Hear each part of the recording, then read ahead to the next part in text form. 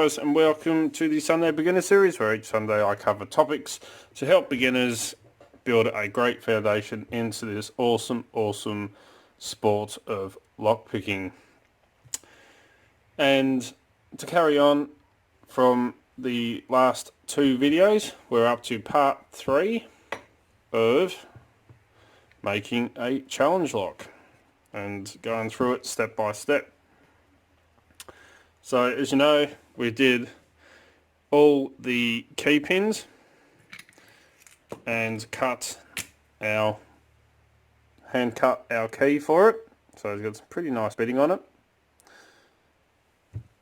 Now we just got to do all of our driver pins and then work out what modifications we're going to do to the core, if any, and then put it all together, make sure it all works. With the key nice and smooth, no catching, you want it to be working as smooth as silk. And then we will run the draw or the comp for someone to make up a name for it, which they will put in the comments below, and then we can pick a random winner. The lock will be named that, and then the lock will be sent on to them to pick. So I do have my blueprint still sitting here.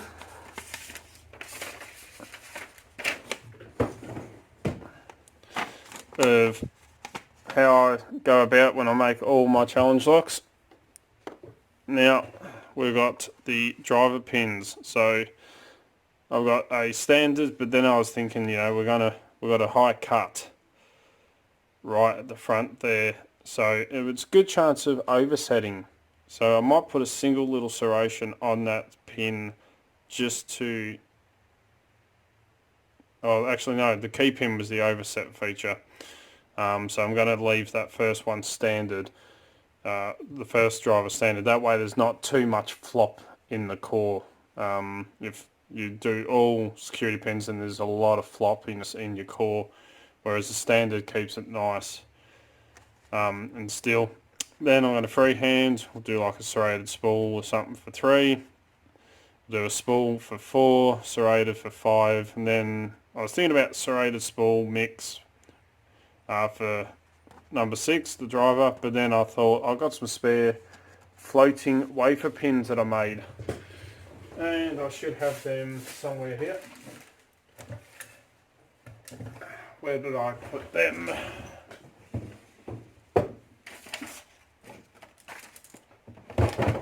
There they are.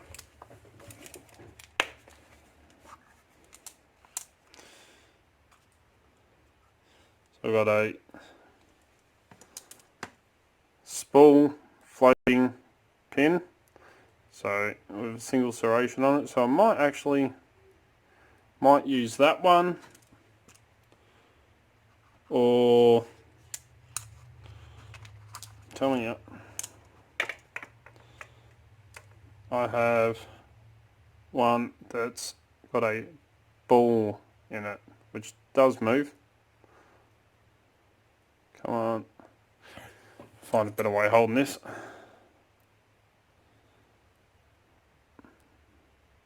The ball that does move up and down as well on the inside. So I'm not sure. I reckon I might just go with the spool with a single serration on it. Stay with the classics. Get a little bit more wiggle room on that one. So these are quite complicated in a way to make. A bit more than your standard security pin. So we'll see how we go. See how the other pins turn out. So I'll make all these pins up, and we'll come back and see how we're going. Okay, so I got driver pin 2 set up in the Dremel, ready to go, and I'm going to follow the exact same method as I showed you with the key pins. Just going to take my time, have a bit of fun with these, see how tricky I can make them. As I said last time, with my plan, I've got a spool, but it may not be like a standard spool that you come across. You do have a little bit of wiggle room when you make homemade pins, and it's a lot of fun. So same method as before. I might do a sped up montage of making the pins, and yeah, when we come back we will see what we're looking at, because depending on how the pins come out and what they look like will affect what modifications I will do to the core. So let's get this sped up montage going and see how we go.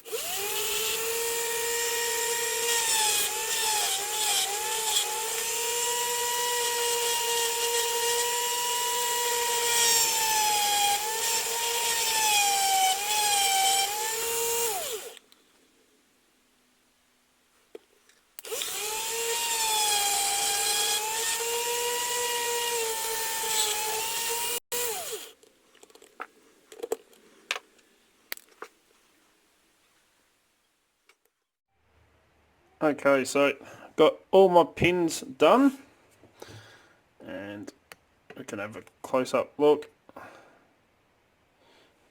So as my diagram that I use says, we have a standard M1 for the driver, which we do.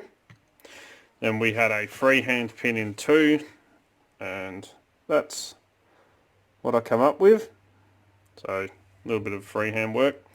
We have a serrated spool in 3s for 3s driver. We have a nice deep cut spool for 4, as it says in the diagram. 5, we have a serrated, which I've done here. It's actually a serration within, in the middle of 2 serrations there. And then the last one, I've decided to go with the floating wafer pin, which is a spool, and it's also got a serrated. So it did say serrated spool mix of floating pin, and that's what I had sitting there. So now that we've got that all done, next thing I'm going to look at is what modifications and what chambers I will modify to best work with these pins. I didn't do a lot of serration work.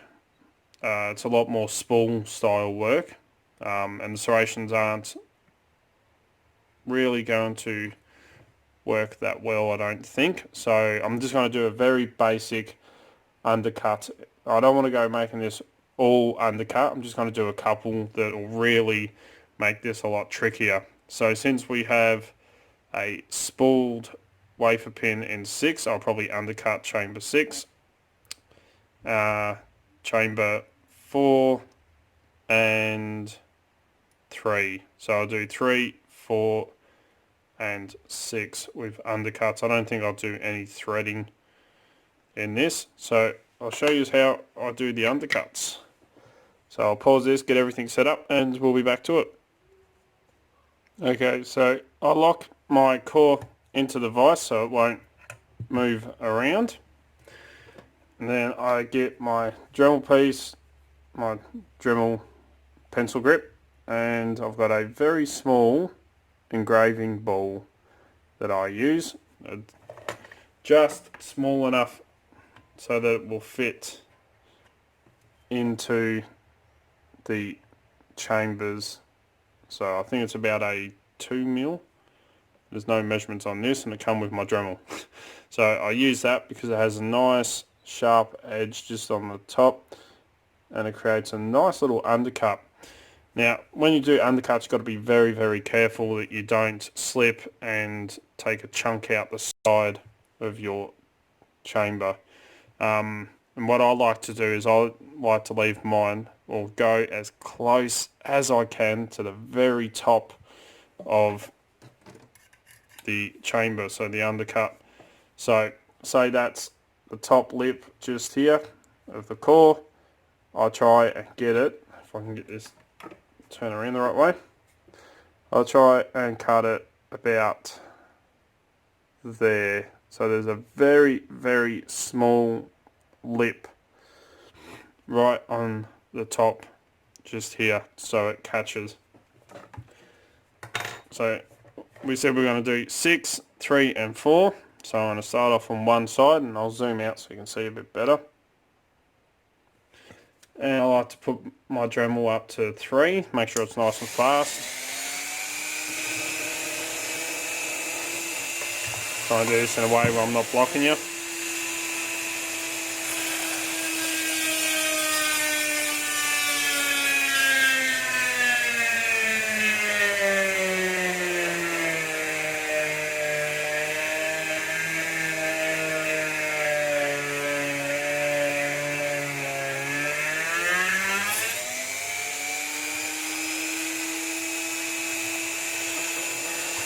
Bit hard to do this on camera and not block the view.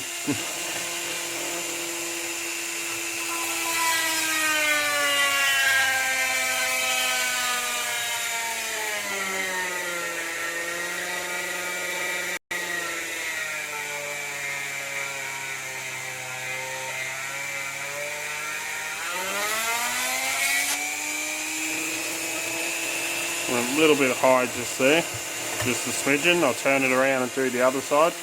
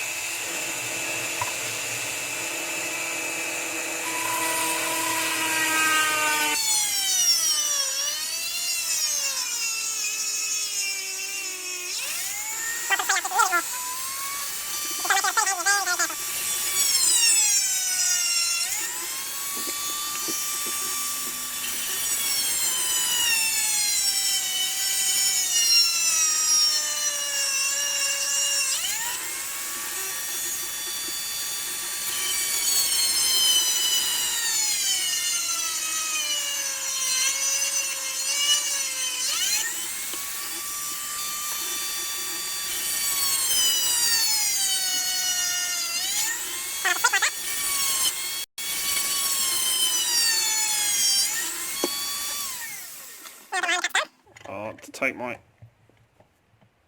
core out, and as you can see, I've got undercuts in all those chambers, 3, 4 and 6.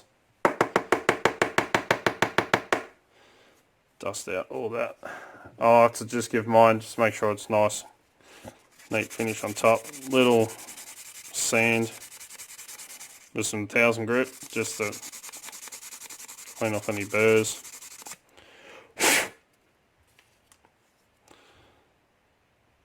And let's have a look, let's grab a pick. So it should be, alright, that one needs a bit more. That side's good, it's catching.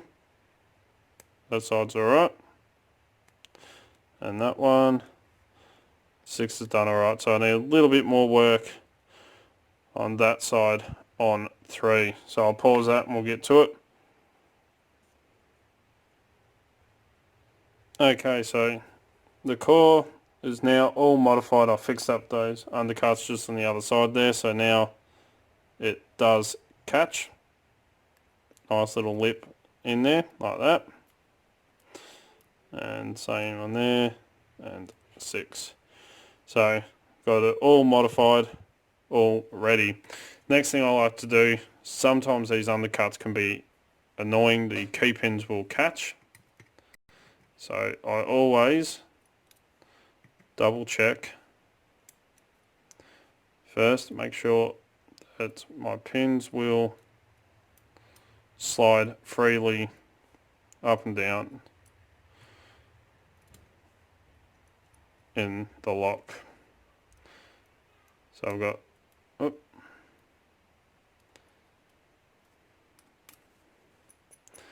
all my key pins in, and the other thing I like to check is to make sure those undercuts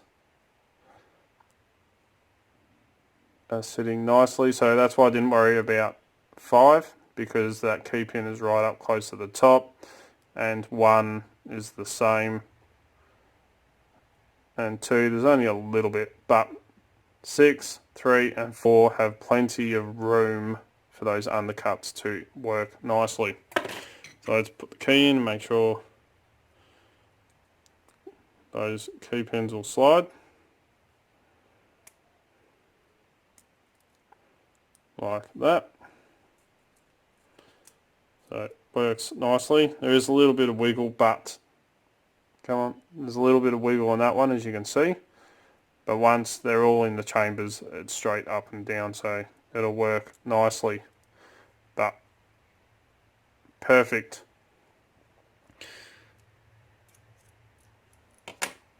Okay, so that's for this week, otherwise this video is going to be way too long. We have done our key pins, our drivers, the modifications to the core, and then I'll finish getting them out after. Next week we will go through working out our spring tensions for it, and then putting it all together and making sure it all works. So hopefully that helps you out a bit more. And yeah, as always follow the codes, keep Locksport loyal, you know, don't go doing anything stupid. Please jump down the bottom here, on this side here is a little subscribe button, hit that one, and pop over this side, there's a little bell icon. Turn notifications on, that way you can stay up to date. As soon as I upload a video, you'll be one of the first to know. So you know, I try to upload 2 to 3 to 4 videos per week, depending on work, everything else that I've got going on. Don't forget to come and join us on Discord, Extraordinary League of Pickers. The link to that's down the bottom here in the description. Don't forget you can also find us on Instagram, Facebook and Twitter. We'll put up posts and photos of everything that goes on around here, all the fun stuff that happens. If you're looking for great equipment at very competitive prices, please check out locksmithstoolbox.com. Absolutely awesome Australian company. And as you know, that's where I get all my lockpicking equipment from. If you want to get in contact with me, you can contact me through any of the social medias, Discord, or send us an email at darkartslockpicking@gmail.com, and I'll get back to you. Please leave a comment down below. Let me know what you think. And if you like what you see, please give a thumbs up. Really do appreciate it. And until next time, cheers guys.